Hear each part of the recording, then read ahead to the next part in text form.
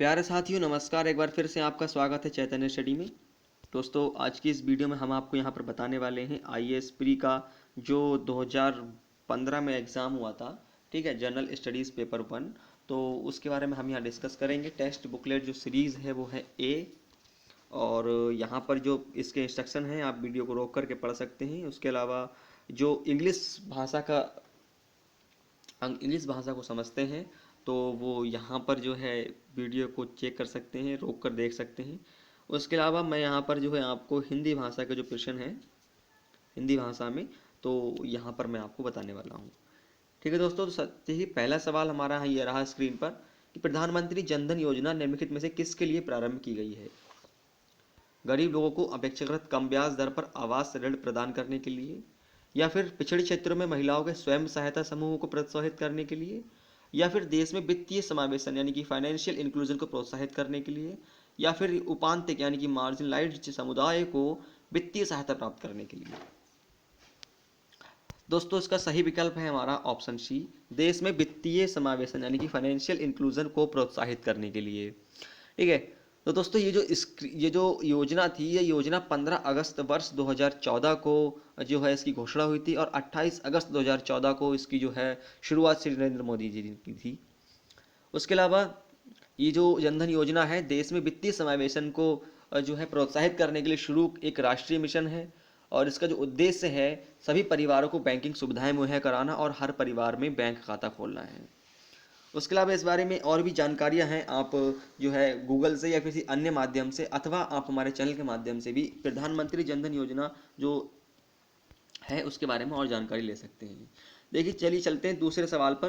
दूसरा सवाल हमसे कहता है कि 14वें वित्त आयोग के संदर्भ में निम्नलिखित कथनों में से एक से कौन सा सही है? इसने केंद्रीय विभाज्य पूल में राज्यों को मिलने वाला हिस्सा 32% से बढ़ाकर 42% कर दिया है। दूसरा है, इसने विशेष तौर पर सेक्टरों से जुड़े अनुदानों से संबंधित सिफारिशें की हैं। कौन सा विकल्प इसका ठीक है? चलिए मैं आपको बताने वाला हूं। यहाँ पर इसका जो विकल्प है हमारा, वो विकल्प ठीक है हमारा केवल ए। ठीक है, यानी कि विकल्प ए हमारा सही है। अब आपको मैं यहाँ पर ये बताता चलूँ, 14वें वित्त आयोग के जो अध्यक्ष थे रिजर्व बैंक ऑफ इंडिया के पूर्व गवर्नर वाई रेड्डी थे। अब इन्होंने आयोग की सिफारिशें वर्ष 2015 से 2020 के लिए हैं। 14वें वित्त आयोग की कुछ प्रमुख सिफारिशें थीं, और वो क्या क्या सिफारिशें थीं आप जो है यहाँ देखिए। ठीक है, पहली सिफारिश थी कि केंद्रीय कर संग्रह में राज्यों को मिलने वाला हिस्सा 32% से बढ़कर, ठीक है, 32% से बढ़कर 42% कर दिया गया है। और दूसरी इनकी सिफारिश थी कि 14वें वित्त आयोग की सिफारिश के अनुसार राज्यों को वर्ष 2014-15 में रुपए 3,48,000 करोड़ तथा वर्ष 2015-16 में 5,26,000 करोड़ रुपए दिए जाएंगे। इनकी तीसरी सिफारिश थी राजस्व घाटे वाले 11 राज्यों को क्षतिपूर्ति के लिए वर्ष 2015-16 में अतिरिक्त 48,906 करोड़ रुपए की अनुदान राशि दी जाएगी। और इनकी चौथी जो सिफारिशें थी वो इस प्रकार थी, पंचायतों और नगर पालिकाओं सहित सभी स्थानीय निकायों को 31 मार्च 2020 को समाप्त होने वाले 5 वर्ष की अवधि के लिए कुल 2,88,000 करोड़ अनुदान का प्रावधान किया गया है। तो यानी कि 14वें वित्त आयोग से संबंधित ये वाला जो विकल्प है हमारा केवल एक, यह विकल्प यानी सही है। यानी कि इसने केंद्रीय विभाज्य पूल में राज्यों को मिलने वाला हिस्सा 32% से बढ़ाकर 42% कर दिया गया है। यानी कि इस जो मैंने आपको बताया 14वें वित्त आयोग की जो पहली सिफारिश थी वो। चलिए आते हैं दूसरे सवाल पर कि हाल ही में समाचार में आई फोर्टालेजा उद्घोषणा यानी कि फोर्टालेजा डिक्लेरेशन निम्नलिखित में से किससे के मामलों से संबंधित है? तो एशियन, ब्रिक्स, ओईसीडी या डब्ल्यूटीओ। तो इसका जो सही विकल्प है वो हमारा है ब्रिक्स। अब आप ये भी देख लीजिए कि ये क्या होता है। वर्ष 2014 में दोस्तों देखो, वर्ष 2014 में क्या हुआ था, छठे ब्रिक्स सम्मेलन का आयोजन वर्ष 2014 में हुआ, और यह हुआ था ब्राजील के फोर्टालेजा शहर में। अब इस सम्मेलन की जो थीम थी वो क्या थी, देखिए इस सम्मेलन की थीम थी समावेशी विकास यानी कि स्थायी समाधान थी। ठीक है, अब इस सम्मेलन में भागीदार देशों यानी कि ब्राजील, रूस, इंडिया, चीन तथा दक्षिण अफ्रीका ने संयुक्त रूप से फोर्टालेजा घोषणा पत्र जारी किया। सदस्य राष्ट्रों के बीच व्यापार के अवसर बढ़ाने के लिए ब्रिक्स राष्ट्रों में एक्सपोर्ट क्रेडिट एवं गारंटी अभिकरणों के बीच समझौता ज्ञापन पर हस्ताक्षर किए गए। अब ब्रिक्स ब्रिक्स का 7वां सम्मेलन रूस के शहर उफा में आयोजित हुआ। दोस्तों, आप देख पा रहे होंगे स्क्रीन पर भी, जो ब्रिक्स हमारा जो है, ब्रिक्स का जो छठा सम्मेलन हुआ था वो हुआ था फोर्टालेजा शहर में। ये कहाँ हुआ था, कहाँ, ये शहर कहाँ पर है, ब्राज़ील में। अब आपसे एक और सवाल यहाँ से पूछा जा सकता है आने वाले परीक्षाओं में कि ब्रिक्स की फुल फॉर्म क्या है। ठीक है, ये तो केवल छोटा सवाल हो गया जो आपसे एक दिवसीय परीक्षाओं में पूछा जा सकता है कि ब्रिक्स की फुल फॉर्म क्या है, या फिर किन किन देशों का समूह है, इसका मुख्यालय कहाँ पे, आदि आदि सवाल। चलिए मैं आपको बताता हूँ अगला सवाल, चौथा, जो कि इस प्रकार है कि किसी देश की कर से जीडीपी के अनुपात में कमी, ठीक है, किसी देश की कर से जीडीपी की के अनुपात में कमी क्या सूचित करती है।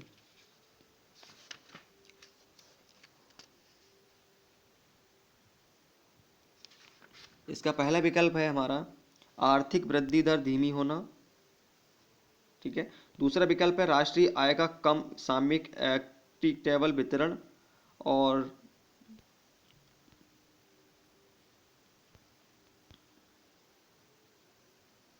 ये 2 पॉइंट हो गए हमारे। अब देखिए, अब इन कूट का हम प्रयोग करेंगे सही तरीके से, केवल एक, केवल दो, एक और दो दोनों, अथवा ना तो एक और ना ही दो। देखिए यहाँ पर हमारा केवल दो, यानी कि ये वाला राष्ट्रीय आय का कम सामयिक वितरण, ये वाला जो विकल्प है हमारा वो ठीक है। आइए मैं आपको बताता हूँ यहाँ पर कैसे ठीक है। देखिए, किसी देश की कर से सकल घरेलू उत्पाद यानी कि जीडीपी में कमी राष्ट्रीय आय का कम सामयिक वितरण दर्शाती है। देश में संग्रहित कुल कर तथा सकल घरेलू उत्पाद के अनुपात को कर जीडीपी अनुपात कहा जाता है। ठीक है, आगे कहा गया है कि इसको सरकार द्वारा कुल संग्रहित कर से समस्त जीडीपी द्वारा भाग देकर प्राप्त किया जाता है। किसी अर्थव्यवस्था की आर्थिक वृद्धि दर में कमी आर्थिक मंदी को दर्शाती है। ठीक है दोस्तों, चलिए आते हैं हम आगे सवाल नंबर 5 पर, जो कि हमसे क्या कहता है देखिएगा कि उष्णकटिबंधीय यानी कि ट्रॉपिकल अक्षांशों में दक्षिणी अटलांटिक और दक्षिण पूर्वी प्रशांत क्षेत्रों में चक्रवात उत्पन्न नहीं होता।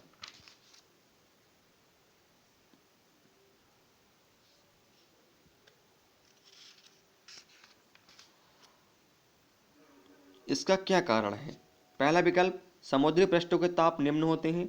दूसरा प्रश्न, अंतः उष्णकटिबंधीय अभिसारी क्षेत्र यानी कि इंटर ट्रॉपिकल कन्वर्जेंस जोन बिरले ही होता है। और तीसरा है कि कोरियालिस बल अत्यंत दुर्बल होता है। और डी विकल्प है हमारा इसका, उन क्षेत्रों में भूमि मौजूद नहीं होती है। दोस्तों, आप जो है बताइए इसमें से कौन सा विकल्प हमारा ठीक हो सकता है।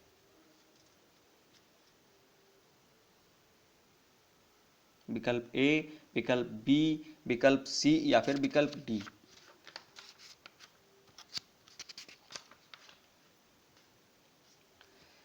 दोस्तों, इसका जो विकल्प है हमारा वो ठीक है, हमारा विकल्प बी। ठीक है, अंतः उष्णकटिबंधीय अभिसारी क्षेत्र बिरले ही होता है।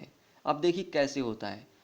अंतरा उष्णकटिबंधीय क्षेत्र ITCZ के मौसमी स्थानांतरण और चक्रवात जनन क्षेत्रों के मध्य स्पष्ट संबंध पाया जाता है। इसी कारण दक्षिण अटलांटिक व दक्षिण पूर्व प्रशांत महासागरों के ऊपर चक्रवात निर्मित नहीं होते हैं। अब देखिए अगला प्रश्न यहाँ पर है कि भारत के राज्यों का निम्नलिखित में से कौन सा एक युग्म सबसे पूर्वी और सबसे पश्चिमी राज्य को इंगित करता है।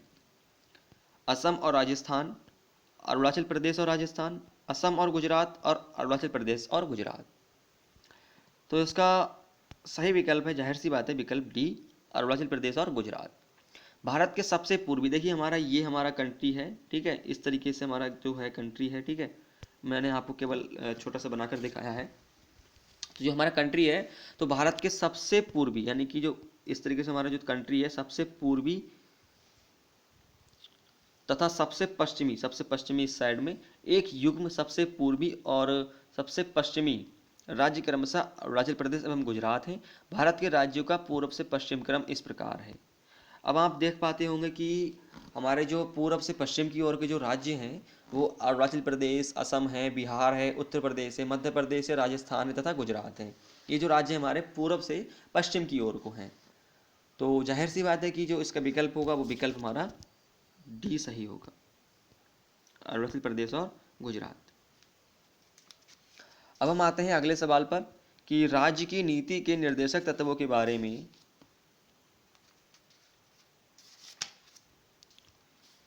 निम्नलिखित कथनों पर विचार कीजिए। पहला है, ये तत्व देश के सामाजिक आर्थिक लोकतंत्र की व्याख्या करते हैं। दूसरा है कि इन तत्वों में अंतर्विष्ट उपबंध किसी न्यायालय द्वारा परिवर्तनीय नहीं है। तो इसका विकल्प कौन सा सही है? केवल एक, केवल दो, एक और दो दोनों, ना तो एक और ना ही दो, यानी कि विकल्प ए बी सी डी इनमें से कौन सा हमारा विकल्प ठीक है?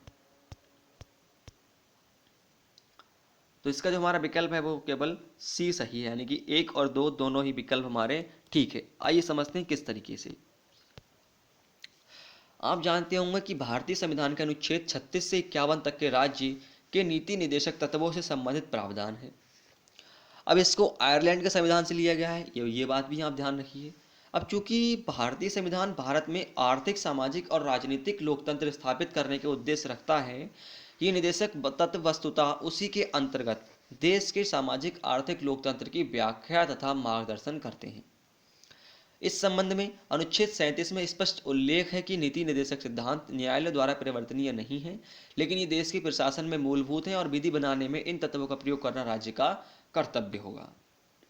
तो दोस्तों इसका जो विकल्प है हमारा विकल्प सी जो है ठीक है, यानी कि विकल्प सी सही है, एक और दो दोनों। अब यहाँ पर आते हैं सवाल जो कि अंग्रेजी भाषा में यहाँ लिखे हुए हैं। आप वीडियो को रोककर चाहें तो देख सकते हैं, उसके अलावा मैं आपको हिंदी भाषा में यहाँ पर बता ही रहा हूँ।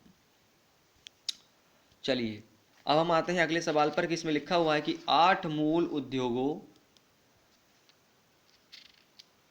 के सूचकांक, ठीक है, index of at core industries में निम्नलिखित में से किसको सर्वाधिक महत्व दिया गया है? कोयला उत्पादन, विद्युत उत्पादन, उर्वरक उत्पादन और इस्पात उत्पादन। बताइए।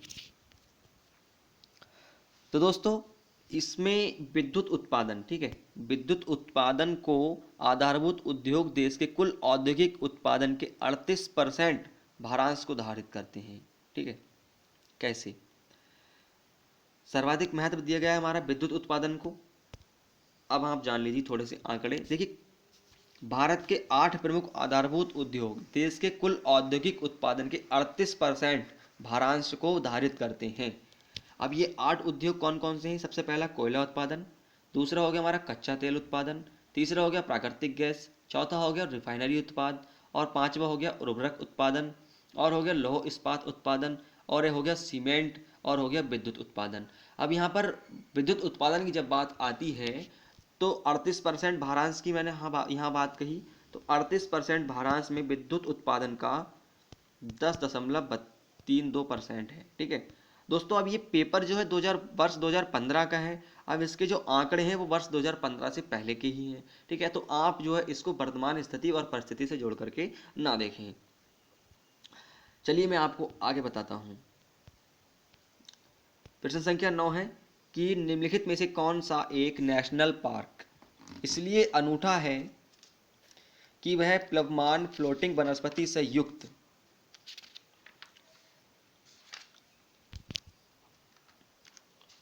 अनूप स्वयं होने के कारण समृद्ध जैव विविधता को बढ़ावा देता है?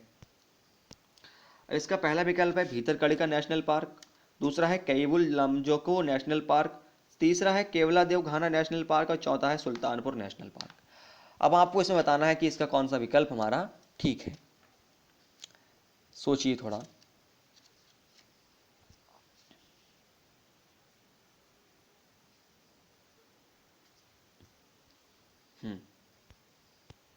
तो दोस्तों इसका विकल्प जो है हमारा दूसरा वाला ठीक है, यानी कि कैबुल लामजाओ नेशनल पार्क। आइए कैसे? जानते हैं इस बात को कि केवुल लामजाओ नेशनल पार्क मणिपुर के विष्णुपुर जिले में स्थित है। अब देखिए, बहुत ही जो है गहरी बात यहाँ पर कही गई है कि केवुल लामजाओ नेशनल पार्क मणिपुर के विष्णुपुर जिले में स्थित लोकटक झील का अविभाज्य भाग है। आपसे किसी एक दिवसीय परीक्षा में ये भी पूछा जा सकता है कि लोकटक झील कहाँ पर है। और आप ये भी जान लीजिए कि यह प्लवमान वनस्पति से युक्त अनूप होने के कारण समृद्ध जैव विविधता को बढ़ावा देता है। ठीक है, अब इस झील के आकर्षण का क्या कारण है? इस झील के आकर्षण का कारण है कि विलुप्त हो रहे एल्ड हिरण यानी कि नाचने वाला हिरण और बारहसिंगा इस उद्यान में ज्यादातर वनस्पति तैरते हुए दलदल के रूप में है, जिसे फुमदी कहते हैं। भितरनिका नेशनल पार्क ओडिशा में स्थित है। यहाँ बड़ी मात्रा में ओलाइव रिडले कछुए अंडे देने के लिए आते हैं। अब जो है अगला हमारा नेशनल पार्क है सुल्तानपुर, जो कि नेशनल पार्क हरियाणा में स्थित है और इसको वर्ष 1972 में वाटर वर्ल्ड रिजर्व के रूप में चिन्हित किया गया है। अब आते हैं यहाँ पर केवलादेव घाना नेशनल पार्क, जो है राजस्थान में स्थित है और देश का सबसे बड़ा पक्षी अभयारण्य है। यह यूनेस्को की विश्व धरोहर सूची में शामिल है। देखिए, इंपोर्टेंट पॉइंट है कि जो केवलादेव घाना नेशनल पार्क है वो यूनेस्को की विश्व धरोहर सूची में शामिल है। तो उम्मीद करता हूं आप इस प्रश्न का उत्तर समझ चुके होंगे कि केवुल लामजाओ नेशनल पार्क जो है विष्णुपुर जिले में और मणिपुर राज्य में लोकटक झील का अविभाज्य भाग है, जो कि प्लवमान वनस्पति से युक्त अनूप होने के कारण समृद्ध जैव विविधता को बढ़ावा देता है। आइए समझते हैं अगला सवाल, जो कि हमसे कहता है कि राष्ट्रीय नव प्रवर्तन प्रतिष्ठान Bharat national innovation foundation India यानी कि NIF के बारे में निम्नलिखित में से कौन सा यह कथन सही है या है? पहला है, NIF केंद्रीय सरकार के अधीन विज्ञान और प्रौद्योगिकी विभाग की एक स्वायत्त संस्था है। दूसरा है, NIF अत्यंत उन्नत विदेशी वैज्ञानिक संस्थाओं के सहयोग से भारत की प्रमुख प्रीमियर वैज्ञानिक संस्थाओं में अत्यंत उन्नत वैज्ञानिक अनुसंधान को मजबूत करने की एक पहल है। तो नीचे दिए गए कूट का प्रयोग कर सही उत्तर हमें चुनने हैं। यहाँ पर आइए चुनते हैं। केवल एक विकल्प जो है इसका ठीक है, केवल एक, केवल दो, एक और दो दोनों, ना तो एक और ना ही दोनों। सोचिए थोड़ा।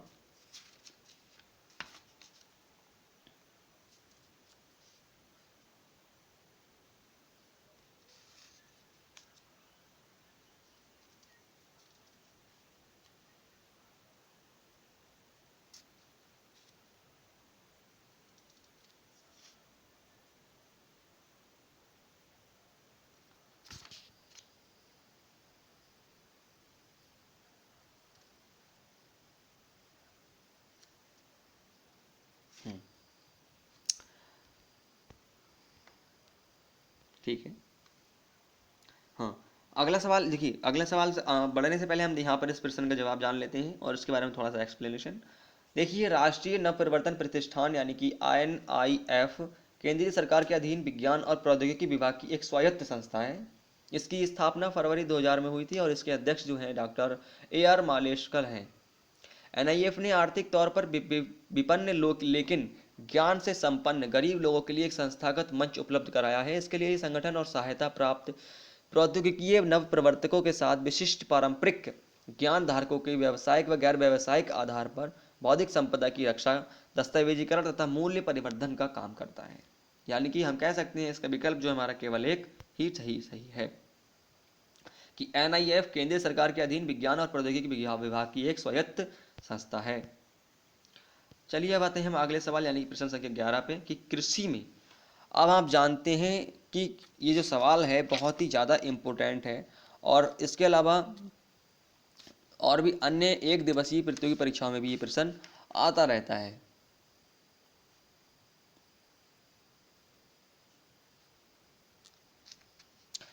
सवाल है कि कृषि में नाइट्रोजनी उर्वरकों से अत्यधिक अनुपयुक्त उपयोग का क्या प्रभाव हो सकता है? पहला, नाइट्रोजन यौगीकरण सूक्ष्म जीवों नाइट्रोजन फिक्सिंग माइक्रो ऑर्गेनिज्म्स का मिट्टी में प्रचुरद्भवन यानी कि प्रोलिफरेशन हो सकता है। मिट्टी की अम्लता में बढ़ोतरी हो सकती है। या फिर तीसरा कि भौम जल यानी ग्राउंड वाटर में नाइट्रेट का निक्षालन यानी कि लीचिंग हो सकता है। नीचे दिए गए कूट का प्रयोग कर सही उत्तर हमें चुनने हैं यहाँ पर। और चलिए देखते हैं आप कितना प्रश्नों का उत्तर ठीक दे पाते हैं यहाँ पर।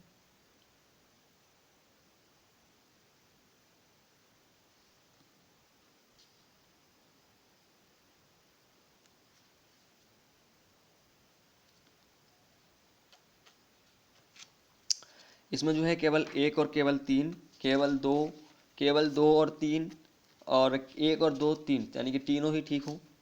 बताइए इसमें कौन सा जो विकल्प है हमारा वो ठीक हो सकता है।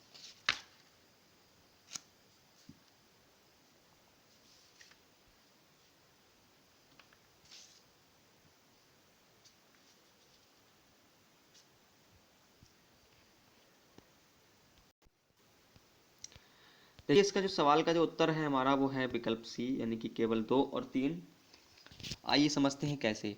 कि देखिए नाइट्रोजनी उर्वरकों के अत्यधिक प्रयोग से मिट्टी के पीएच मान में कमी आती है, जिससे मिट्टी की अम्लता में बढ़ोतरी होती है। इसके अतिरिक्त इससे निश्रित नाइट्रोजन ऑक्साइड का द्वारा प्रदूषण भी होता है। अब आप ये भी समझें कि कृषि क्षेत्रों में जो है नाइट्रोजन की पहुंच अपवाह, लीचिंग तथा बहाव के द्वारा होती है। अब जो नाइट्रेट होता है वो लीचिंग सीधे तौर पर उर्वरकता तथा कृषि कार्यों से जुड़ा हुआ है।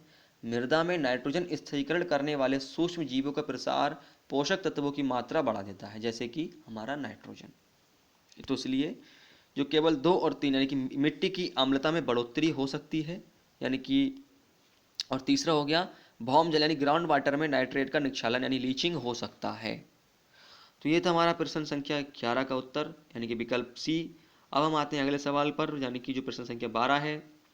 और ये हमसे क्या कहता है कि प्रकृति और प्राकृतिक संसाधनों के संरक्षण के लिए अंतर्राष्ट्रीय संघ,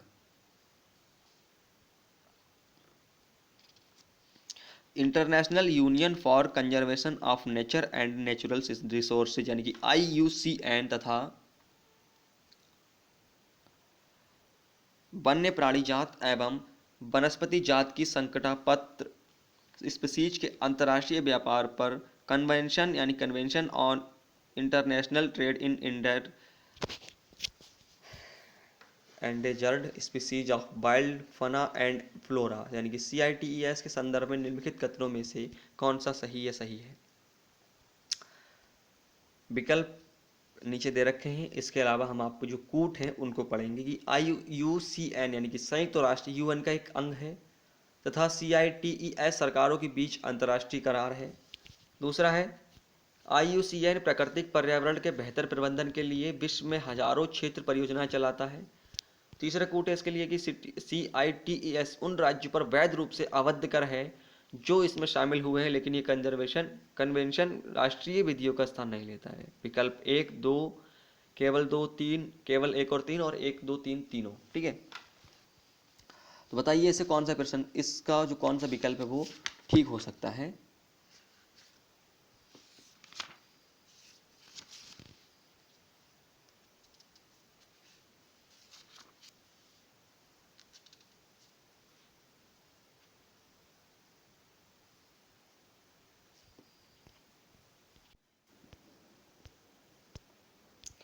तो दोस्तों इसका जो विकल्प है हमारा विकल्प भी सही है, यानी कि केवल दो और तीन, यानी कि जो हमारे दूसरा और तीसरा कूट है IUCN प्राकृतिक पर्यावरण के बेहतर प्रबंधन के लिए विश्व भर में हजारों क्षेत्र परियोजनाएं चलाता है, और दूसरा है CITES उन राज्यों पर वैध रूप से आबद्ध कर है जो इसमें शामिल हुए हैं, लेकिन ये कन्वेंशन राष्ट्रीय विधियों का स्थान नहीं लेता है।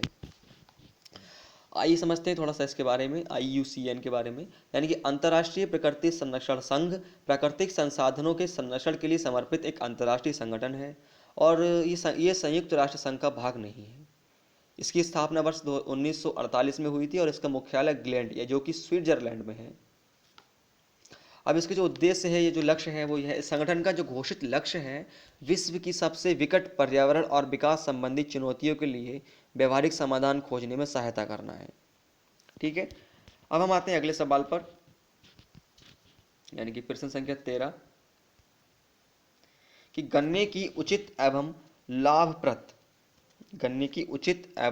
लाभप्रद कीमत FRP को निम्नलिखित में से अनुमोदित करता या करती है। सबसे पहला विकल्प है इसका आर्थिक मामलों की मंत्रिमंडलीय समिति, कृषि लागत और कीमत आयोग, अगला है कि कृषि मंत्रालय का विपणन और निरीक्षण निदेशालय, और अगला है कृषि उत्पाद विपणन समिति।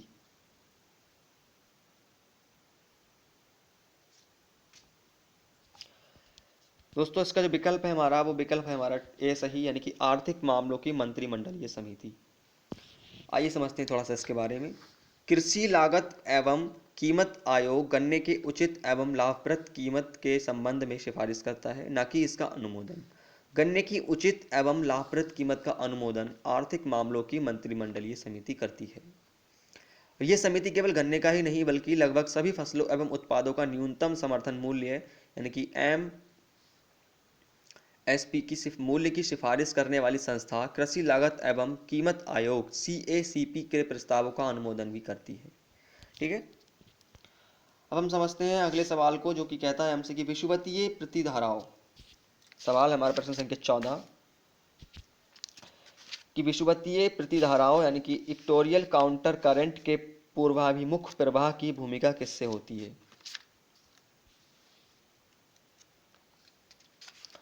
इसका सबसे पहला जो विकल्प है वो है प्रकृति का अपने अक्ष पर घूर्णन। दूसरा है दो विषुवतीय धाराओं का अभिसरण यानी कंजर्वेंस। तीसरा विकल्प है कि जल की लवणता में अंतर, और चौथा विकल्प है विषुवत वृत्त के पास प्रशांत मंडल यानी कि मेखला बेल्ट ऑफ काम का होना। बताइए इसे कौन सा जो विकल्प है वो ठीक हो सकता है।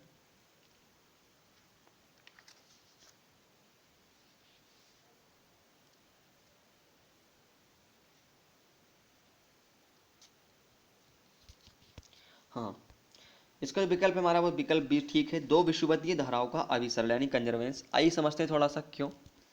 उत्तर तथा दक्षिण विषुवत रेखीय धाराओं के अभिसरण के कारण इतनी अधिक जलराशि एकत्रित हो जाती है कि पश्चिम से पूर्व सामान्य ढाल बन जाता है।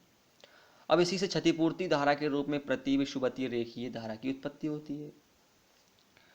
ठीक है, अगले सवाल पर हम आते हैं अब, जो कि हमसे कहता है कि निम्नलिखित युग्मों पर विचार कीजिए। तीर्थ स्थान और एक तरफ है अवस्थिति। जो हमारा श्री शैलम है वो नल्लमला पहाड़ियों पर है। दूसरा है ओंकारेश्वर जो सतमाला पहाड़ियाँ कहता है। और अगला है कि पुष्कर यानी कि जो महादेव पहाड़ियाँ कहता है।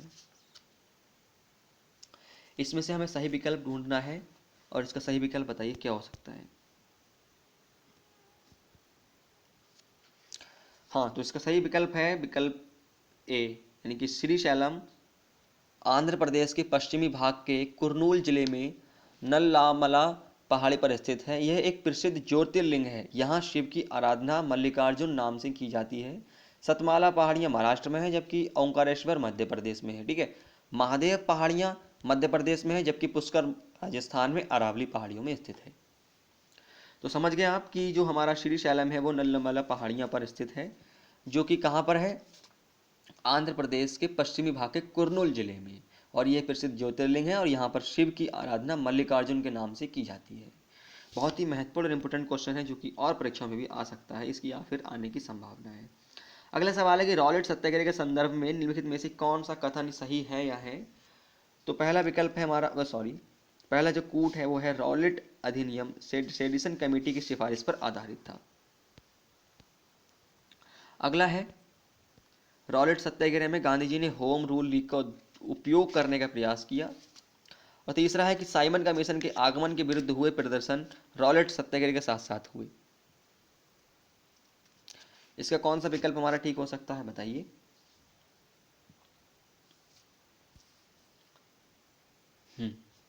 तो इसका विकल्प जो है ए ठीक है, यानी केवल एक।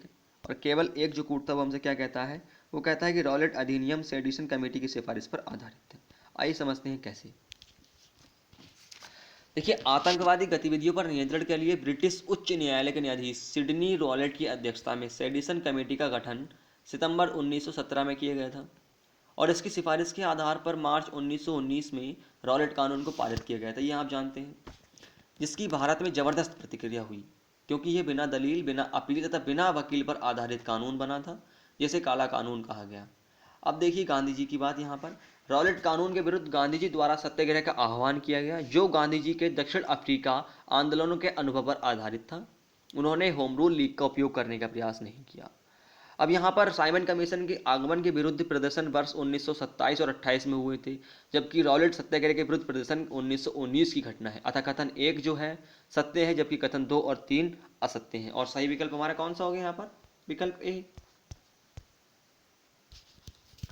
चलिए अब हम आते हैं अगले सवाल पर, जो कि निम्नलिखित में से किनका इबोला विषाणु के प्रकोप से, 17 नंबर सवाल पे है कि निम्नलिखित में से किनका इबोला विषाणु के प्रकोप के लिए हाल ही में समाचारों में बार बार उल्लेख हुआ है।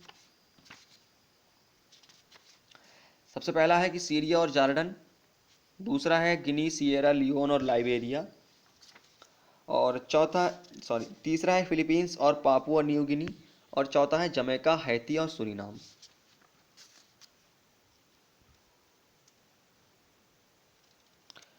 बताइए चयन में से कौन सा विकल्प जो हमारा ठीक हो सकता है।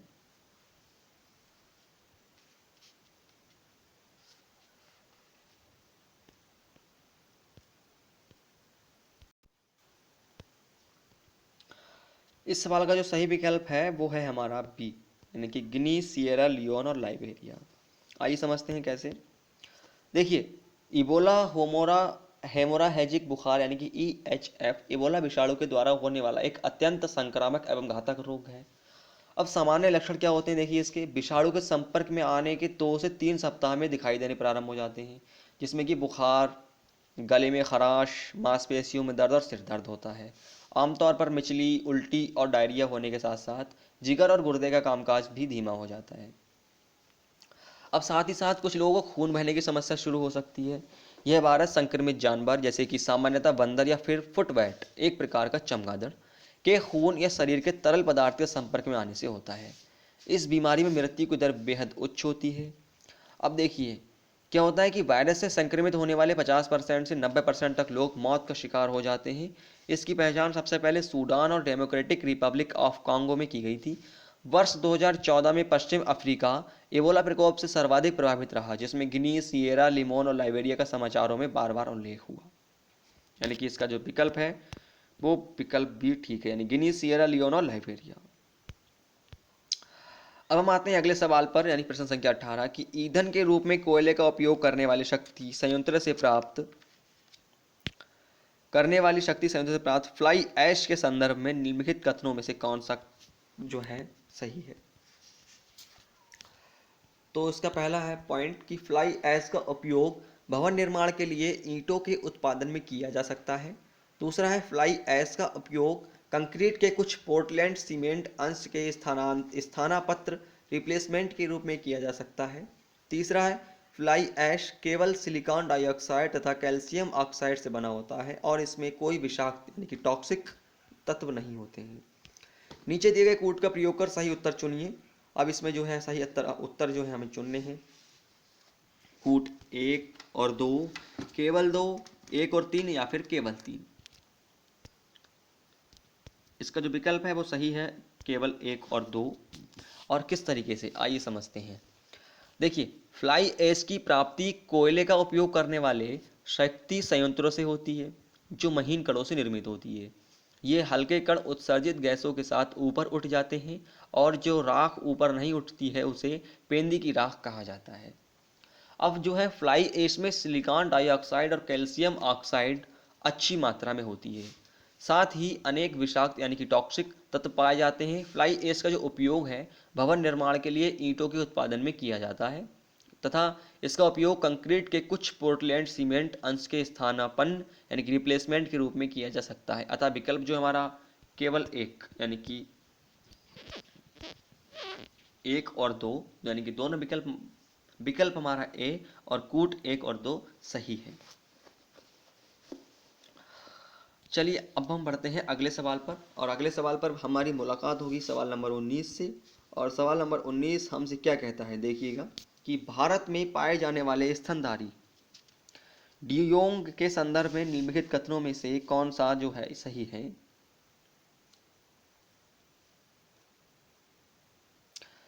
पहला है कि यह एक शाकाहारी समुद्री जानवर है। दूसरा है यह भारत के पूरे समुद्र तट के साथ साथ पाया जाता है। और तीसरा है इसे वन्य जीव संरक्षण अधिनियम 1972 की अनुसूची 1 के अधीन विधिक संरक्षण दिया गया है। अब आप बता सकते हैं कि इसका जो कौन सा विकल्प है वो ठीक है।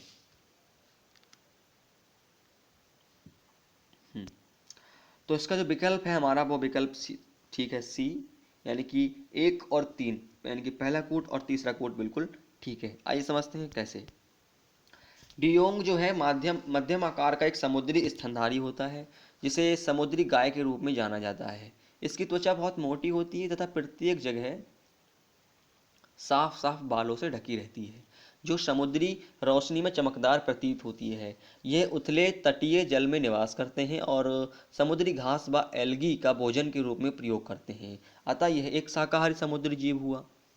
अब देखिए, वर्तमान में भारतीय तटों पर डियोंग की जनसंख्या कच्छ की खाड़ी यानी कि गुजरात, मन्नार की खाड़ी तथा अंडमान एवं निकोबार द्वीप समूह पर पाई जाती है। अंडमान द्वीप समूह पर डियोंग लगभग विलुप्त हो गई है, जिनका मुख्य कारण मांस तथा तेल के लिए इनका शिकार है। साथ ही प्राकृतिक आवासों का नष्ट होना भी है। इसे वन्यजीव संरक्षण अधिनियम 1972 के अनुसूची 1 के अधीन विधिक संरक्षण दिया गया है। तो ये रहा हमारा सवाल नंबर 19। अब हम धीरे से आगे बढ़ेंगे प्रश्न संख्या 22 पर, और प्रश्न संख्या हमसे 22 कहेगा कि निम्नलिखित में से कौन भारत में उपनिवेशवाद का के आर्थिक आलोचक था। दादा भाई नौरोजी, या फिर जी सुब्रमण्य अय्यर, या फिर आर.सी. दत्त। ये जो हमें कोड बताने हैं तीनों, केवल एक और दो, केवल 2 और 3, और केवल 1, 2 और 3।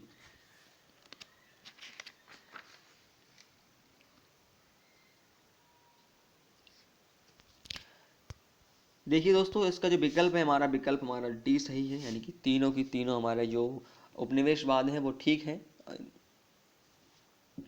आइए समझते हैं कैसे।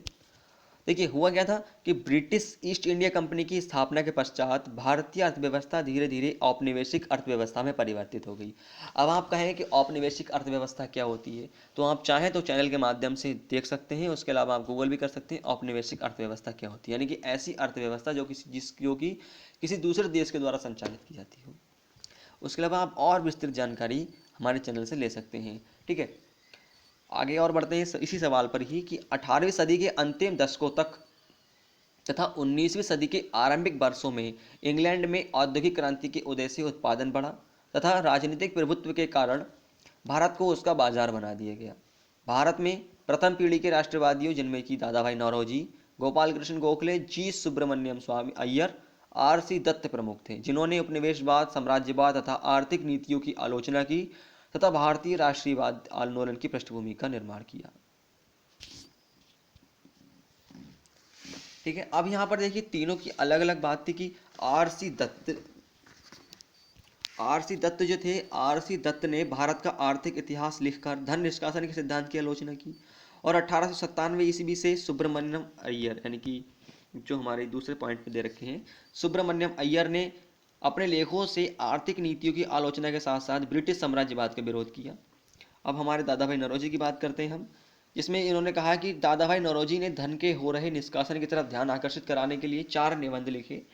इंग्लैंड डेब्ट to India, on the commerce of India, the wants and means of India, poverty in un British rule in India. 1869 से ही नौरोजी ने ब्रिटिश आर्थिक नीतियों की आलोचना प्रारंभ की। यानी कि हम कह सकते हैं कि तीनों ही व्यक्ति भारत में उपनिवेशवाद के आलोचक थे। अब हम आगे बढ़ेंगे प्रश्न संख्या 21 पर, जो जिससे मुलाकात होगी हमारी, जो कि हमसे कहता है कि विश्व आर्थिक संभावना, ग्लोबल इकोनॉमिक प्रोस्पेक्टस रिपोर्ट आवधिक रूप में से निम्नलिखित में से कौन जारी करता है। तो इसका पहला कूट है कि एशिया विकास बैंक, दूसरा है यूरोपीय पुनर्निर्माण और विकास बैंक, यानी कि European bank for reconstruction and development, तीसरा है कि यूएस फेडरल रिजर्व बैंक, और चौथा है विश्व बैंक। अब इन चारों विकल्पों में से हमें जो है सही विकल्प का जवाब देना है। अब आप जो है यहाँ पर थोड़ा सा सोच सकते हैं कि इसका कौन सा विकल्प ठीक हो सकता है।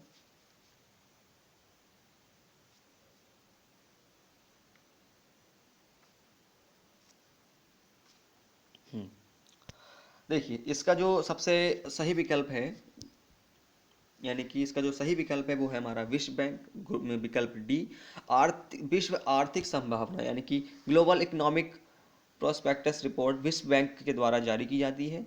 विश्व बैंक वर्ष में 2 बार, ठीक है, वर्ष में 2 बार, कौन कौन से महीने, जनवरी और जून, इस रिपोर्ट की समीक्षा करता है, जिसमें वैश्विक आर्थिक संदर्भ में वैश्विक अर्थव्यवस्था की वृद्धि दर तथा उसका विकासशील देशों पर प्रभाव की जांच की जाती है। ठीक है, अब हम बढ़ते हैं सवाल नंबर 22 पर। जब हम सवाल नंबर 22 पर आएंगे तो हमारी मुलाकात होगी एक ऐसे सवाल से जो कि अर्थशास्त्र संबंध रखता है। चलिए बताते हैं आपको, जब भारतीय रिजर्व बैंक सांविधिक नकदी अनुपात को 50 आधार अंक बेसिस पॉइंट कम कर देता है तो निम्नलिखित में से क्या होने की संभावना होती है। विकल्प है हमारे, भारत की जीडीपी विकास दर प्रबलता से बढ़ेगी, विदेशी संस्थागत निवेशक हमारे देश में और अधिक पूंजी लगाएंगे, या फिर अनुसूचित वाणिज्यिक बैंक अपने उधार देने की दर को घटा सकते हैं, और डी है, इससे बैंकिंग व्यवस्था की नकदी लिक्विडिटी में प्रबलता से कमी आ सकती है। बताइए इसे कौन सा विकल्प ठीक हो सकता है।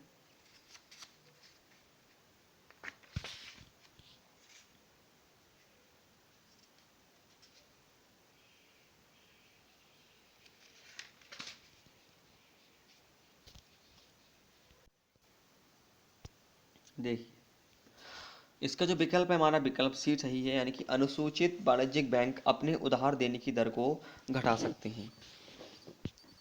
देखिए कैसे, सांविधिक नकदी अनुपात एसएलआर धन का वह भाग होता है जिसे केंद्र सरकार एवं राज्य सरकार की चुनी हुई प्रतिभूतियों में निवेश किया जाता है। ठीक है, ये साख नियंत्रण का एक प्रमुख उपाय है ताकि यदि सांविधिक नकदी अनुपात को 50 आधार अंक कम किया जाता है तो बैंकों के पास राख सृजन की क्षमता अधिक हो जाती है और अनुसूचित वाणिज्यिक बैंक अपने उधार देने की दर को घटा सकते हैं। ठीक है, अगले सवाल पर हम आते हैं जो कि कहता है हमसे कि स्वास्थ्य क्षेत्र में नैनो टेक्नोलॉजी के उपयोग के संदर्भ में निम्नलिखित में से कौन सा कथन सही है। पहला है कि नैनो टेक्नोलॉजी के द्वारा लक्षण युक्त औषधि प्रदान करना संभव कर दिया गया है। दूसरा है, नैनो टेक्नोलॉजी द्वारा जीन उपचार में एक बड़ा योगदान दे सकती है। इसके कूट का प्रयोग कर सही उत्तर का चुनाव करना है, एक और दो दोनों, और इन दोनों में से कोई नहीं। तो इसका सही विकल्प जो है हमारा वो है सी, यानी कि विकल्प सी हमारा ठीक है, और कूट यानी एक और दो दोनों ही सही है। आइए समझते हैं कैसे।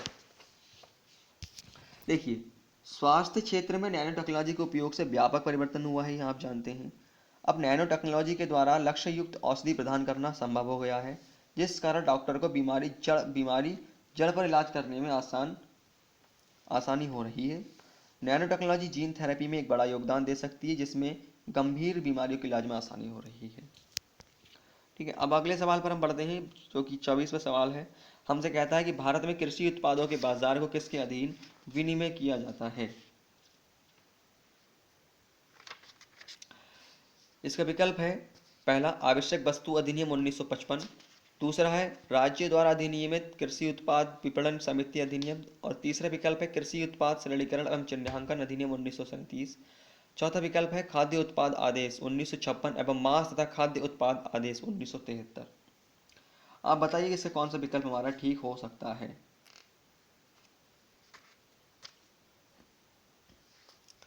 हाँ, तो इसका विकल्प हमारा विकल्प भी ठीक हो सकता है। विकल्प भी हमारा ठीक है इसका, जो कहता है हमसे कि राज्य द्वारा अधिनियमित कृषि उत्पाद विपणन समिति अधिनियम जो है वो कृषि उत्पादों के बाजार को अधीन विनियमित करता है। आइए समझते हैं कैसे। देखिए भारत में कृषि उत्पादों के बाजार को राज्य द्वारा अधिनियमित कृषि उत्पाद विपणन समिति अधिनियम द्वारा विनियमित किया जाता है।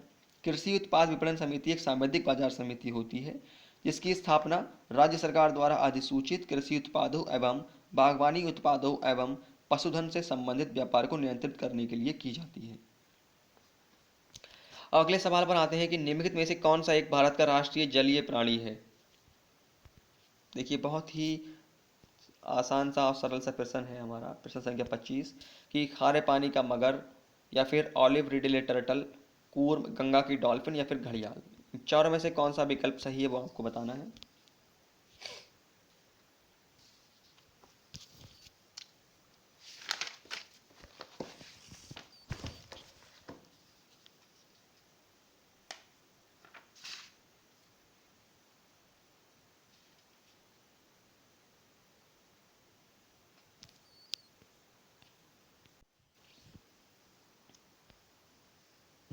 हाँ, देखिए, भारत सरकार ने 5 अक्टूबर 2009 को गंगा की डॉल्फिन को भारत का राष्ट्रीय जलीय प्राणी घोषित किया। अब गंगा नदी डॉल्फिन तथा सिंधु नदी डॉल्फिन मीठे पानी की डॉल्फिन की दो प्रजातियां हैं। ये भारत, बांग्लादेश, नेपाल तथा पाकिस्तान में पाई जाती हैं। यानी कि इसका विकल्प, इस प्रश्न का जो विकल्प है हमारा, वो हमारा सी वाला सही है, यानी कि गंगा की डॉल्फिन क्या है, हमारा भारत का राष्ट्रीय जलीय प्राणी। तो दोस्तों, ये थी आईएएस प्री 2015 के जीएस पेपर 1 की आंसर की, जिसमें कि मैंने आपको विकल्पों के साथ साथ विकल्पों से संबंधित थोड़ी सी और भी विस्तृत जानकारी दी है।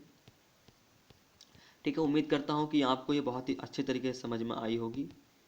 और इसके अलावा इसके जो बाकी के जो 75 सवाल रह गए हैं, और वो धीरे धीरे करके हम अलग अलग वीडियो में आपको प्रोवाइड कराते रहेंगे।